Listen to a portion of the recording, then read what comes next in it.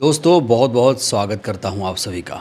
ये देश तभी विकसित होगा जब राजनीति से दागी नेताओं को बाहर किया जाएगा, जब दागी नेताओं को विधानसभा लोकसभा चुनाव का टिकट नहीं दिया जाएगा।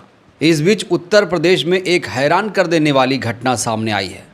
उत्तर प्रदेश में बीजेपी ने एक हिस्ट्री शीटर को मंत्री बना दिया है। जी हाँ दोस्तों, बिल्कुल सही सुन रहे हैं आप। वहीं सुप्रीम कोर्ट के वरिष्ठ वकील प्रशांत भूषण ने ज्ञानेश कुमार पर सबसे गंभीर आरोप लगाया है। इसके अलावा बंगाल में मशीन को लेकर किस तरीके से खेला हो गया है वो भी आपको दिखाऊंगा। लेकिन सबसे पहले बात करेंगे असम के सीएम हेमंता बिस्वा शर्मा की। हेमंता बिस्वा शर्मा की पत्नी के पास 3 पासपोर्ट हैं और ये आरोप लगाया है कांग्रेस के प्रवक्ता पवन खेड़ा ने।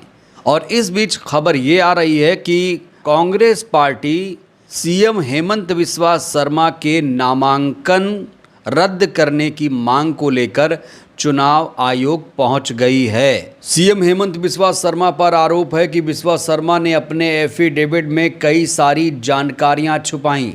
वो जानकारियां जो एफिडेविट में भरनी ज़रूरी थी, उस जानकारियों को भी, उन अहम जानकारियों को भी चुनाव आयोग से शर्मा ने छुपा लिया।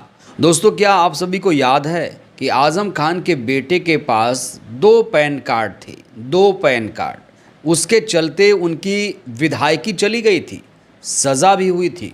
और उसी आधार पर यहाँ कांग्रेस पार्टी भी डिमांड कर रही है कि चूँकि हेमंत बिस्वा शर्मा तमाम भ्रष्टाचार के आरोप में लिप्त हैं, ये सबसे भ्रष्ट मुख्यमंत्री हैं, इसलिए इनके खिलाफ चुनाव आयोग को ज्ञानेश कुमार को कार्रवाई करनी चाहिए। लेकिन आज जब कांग्रेस पार्टी ज्ञानेश कुमार के दफ्तर पहुंची तो कहा जा रहा है कि ज्ञानेश कुमार ने मुलाकात ही नहीं की, ज्ञानेश कुमार के अधिकारियों ने इन्हें एंटरटेन ही नहीं किया।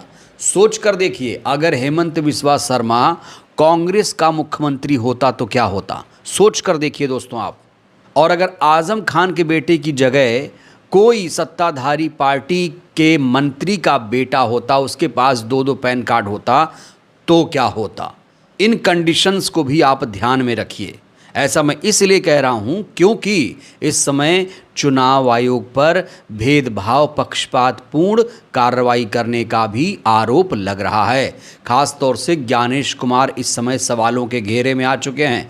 ज्ञानेश कुमार पर सबसे बड़ा तीखा हमला बोला है सुप्रीम कोर्ट के वरिष्ठ वकील प्रशांत भूषण ने।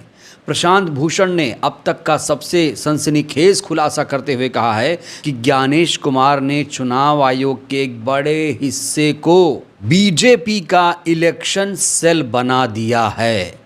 दोस्तों, ये आरोप कोई छुटभैया नेता नहीं लगा रहा है।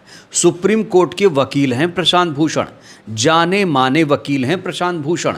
और अगर प्रशांत भूषण ये बात ज्ञानेश कुमार को लेकर कह रहे हैं कि ज्ञानेश कुमार ने चुनाव आयोग की पूरी साख को मिट्टी में मिला दिया, तो फिर क्या हम इनकी बात को नज़रअंदाज कर सकते हैं। और ऐसा पहली बार नहीं है कि ज्ञानेश कुमार पर इस तरह के आरोप लगे हों। ज्ञानेश कुमार तो देश के पहले ऐसे सीईसी हैं जिनके खिलाफ महाभियोग की प्रक्रिया शुरू हो चुकी है और इन पर किसी को विश्वास नहीं है, खासतौर से विपक्ष के तमाम नेताओं को, दलों को। ज्ञानेश कुमार से कहा जा रहा है कि चुनाव बैलेट पेपर से कराओ, लेकिन ज्ञानेश कुमार हैं कि मानने को तैयार नहीं है। इस बीच बंगाल में क्या कुछ खेला हो गया है दोस्तों, वो आपको जानना चाहिए। आपको बता दें, बंगाल में 23 अप्रैल को चुनाव होने जा रहा है। 2 चरणों में बंगाल में चुनाव होगा। और इस बीच बंगाल की सीएम ममता बनर्जी ने अपने नेताओं, कार्यकर्ताओं को एक निर्देश जारी किया। ममता बनर्जी ने कहा कि सभी मशीनों की अच्छी तरह से जांच की जाए, इसकी निगरानी की जाए।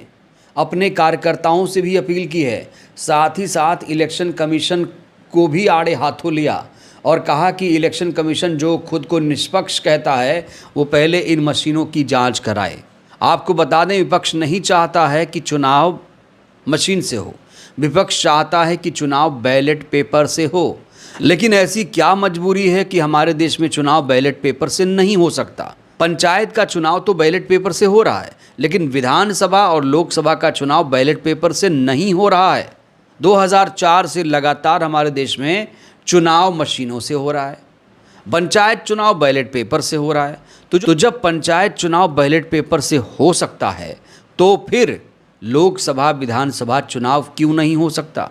तो यहाँ पर ममता बनर्जी कह रही हैं कि मशीनों की अच्छी तरीके से जांच की जाए।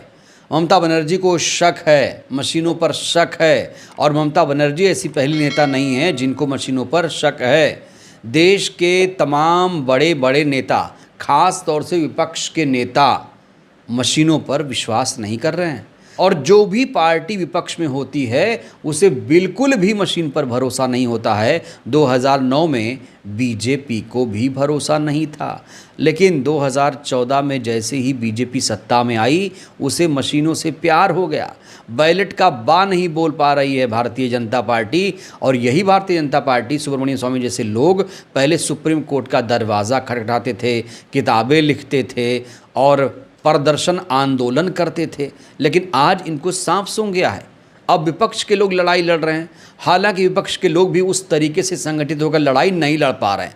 विपक्ष चाहता तो है कि चुनाव बैलेट से हो, लेकिन वो एकजुट नहीं है, शायद इसीलिए चुनाव आयोग को कोई फर्क नहीं पड़ रहा है।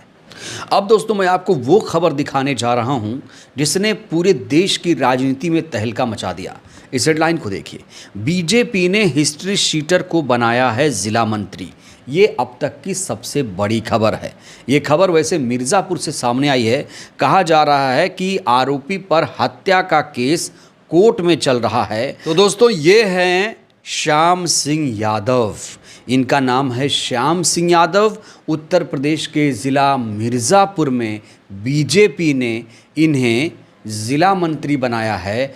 कहा जा रहा है कि ये हिस्ट्री शीटर हैं, और सिर्फ मिर्ज़ापुर में ही नहीं, इससे पहले बीजेपी ने अयोध्या में भी एक हिस्ट्री शीटर जिसका नाम शिवेंद्र सिंह है उसको महामंत्री बनाया था। याद है आपको? सोशल मीडिया में इसको लेकर घमासान मचा हुआ है। एक यूज़र ने लिखा है कि सीएम कहते हैं कि यूपी को माफिया मुक्त कर दिया गया, पर असल में सारे माफियाओं को ही बीजेपी में संरक्षण मिल रहा है। सारे माफियाओं के अपराध को भाजपा अपनी वॉशिंग मशीन में धुल कर उन्हें मंत्री, विधायक, एमएलसी बना रही है। और सबसे बड़ा उदाहरण तो ये हेमंता बिस्वा शर्मा है दोस्तों। हेमंता बिस्वा शर्मा जब कांग्रेस में थे तब इन पर कई सारे घोटाले के आरोप लगे थे, लेकिन जब इनकर घोटाले का बोझ ज़्यादा बढ़ गया तब इन्होंने बीजेपी ज्वाइन कर ली, और जैसे ही बीजेपी ज्वाइन की, वॉशिंग मशीन में सारे घोटालों के दाग धुल गए, और अब इनकी पत्नी पर 3-3 पासपोर्ट रखने का आरोप लगा है। कांग्रेस पार्टी चाहती है कि इनका नामांकन रद्द हो। अब मामला चुनाव आयोग में पहुंच चुका है। देखते हैं चुनाव आयोग इस पूरे मामले में क्या कुछ फैसला करता है। बहरहाल आप लोग बताइए, हमारे देश का चुनाव आयोग कितना निष्पक्ष है? क्या हेमंत बिस्वा शर्मा का नामांकन रद्द होना चाहिए? राय दीजिएगा। धन्यवाद।